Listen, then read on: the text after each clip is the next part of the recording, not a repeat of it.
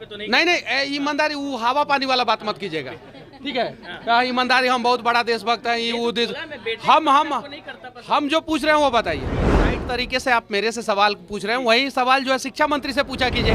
जिन जिन लोगों का बेटा का भविष्य बिहार यूनिवर्सिटी में बर्बाद हो रहा है, वो सभी लोग बिहार यूनिवर्सिटी के गेट पे धरने के लिए सिर्फ और सिर्फ जो है 6 घंटा बैठ ना जाए। आप 2020 में राजनीति में थे पहले, फिर ऐसा क्या मोटिवेशन आया कि आपको राजनीति छोड़ के वापस अब पत्रकारिता में आ गए? मतलब कि झूठ बोलूं या सही बोलूं? और देखिए, अगर आप पत्रकारिता करना चाहते हैं तो सिर्फ और सिर्फ आपके पास 2 चीज होना जरूरी है। आज कोई भी पत्रकारिता जगत में आता है तो आज 2 चैनल को वो ध्यान देखता है। एक ललन टॉप जो डाटा, फैक्ट्स, नॉलेज बेसिस पे बात करता है, एक आपका स्टाइल है मनीष कश्यप जी, सिस्टम की कमियों को निकाल के बाहर रखता है।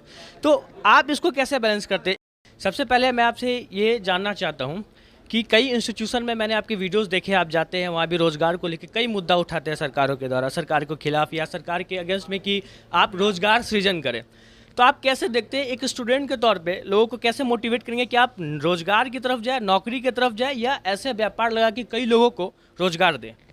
हर लड़का को रोजगार चाहिए, और शॉपिंग करने के दौरान जो है वो लोग ऑनलाइन शॉपिंग पे जोड़ देते हैं।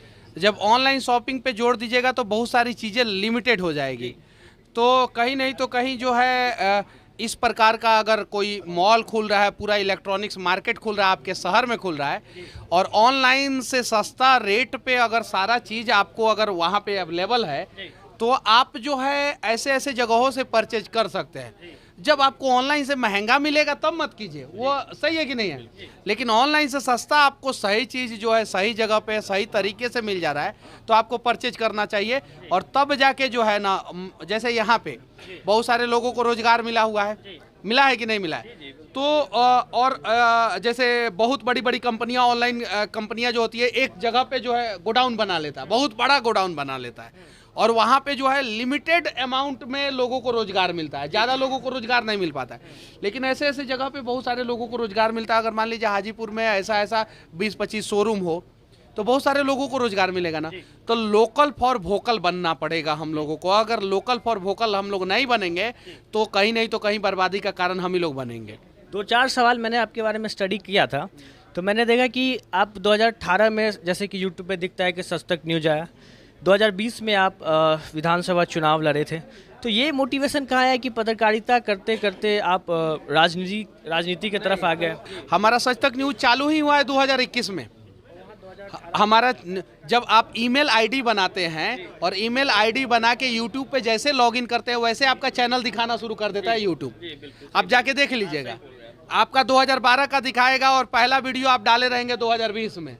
तो वैसे ईमेल आईडी 2018 में बना था, वो ईमेल आईडी का डेट दिखाता है 2018। अर्थात आप 2020 में आप पहले राजनीति में थे। हमारा जो है चैनल जो है 2021 में चालू हुआ, और 2021 से अभी 2022 है लगभग। आप 2020 में राजनीति में थे पहले, फिर ऐसा क्या मोटिवेशन आया कि आपको राजनीति छोड़ के वापस अब पत्रकारिता में आ गए? मतलब कि झूठ बोलूं या सही बोलूं? सही बोलिए। हमें सोशल वर्क करना था, समाज सेवा करना था।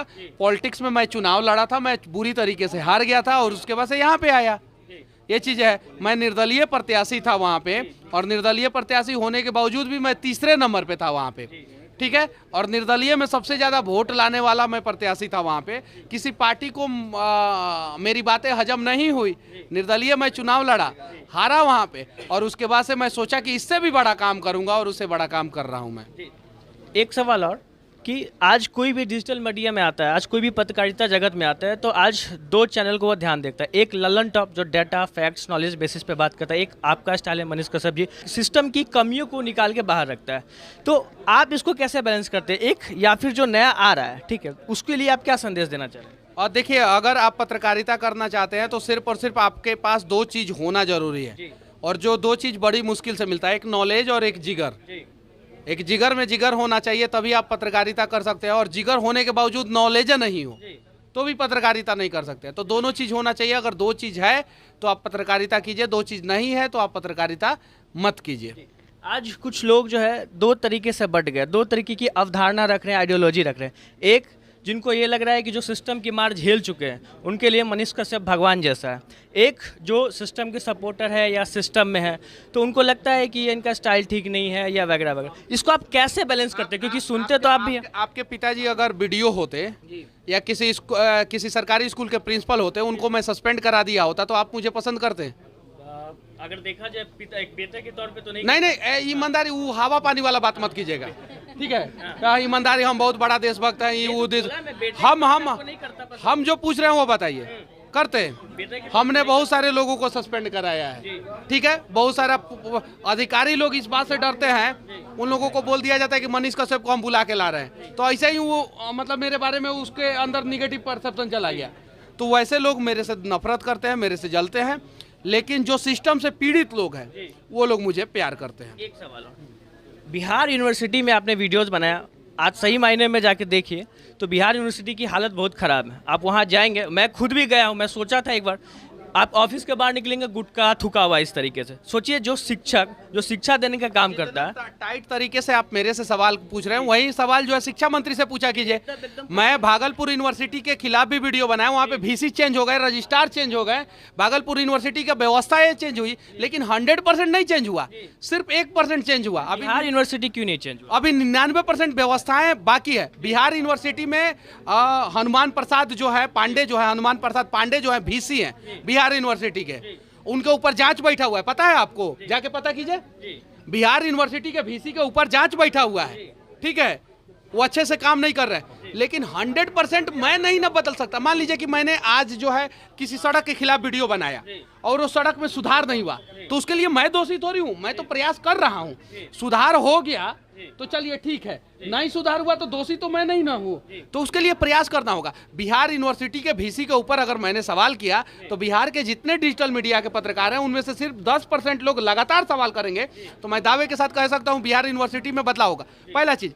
दूसरा चीज, जिस दिन VC से मैंने सवाल किया था बिहार यूनिवर्सिटी के, उसके 2 दिन बाद शिक्षा मंत्री का स्टेटमेंट आया था। शिक्षा मंत्री का, विजय चौधरी उस समय शिक्षा मंत्री थे, जाके पेपर पढ़िए। 2 दिन बाद शिक्षा मंत्री ने कहा था हम सेशन टाइमली करेंगे, यानी हमने जहां तक पहुंचाने का प्रयास किया वहां तक पहुंच गया।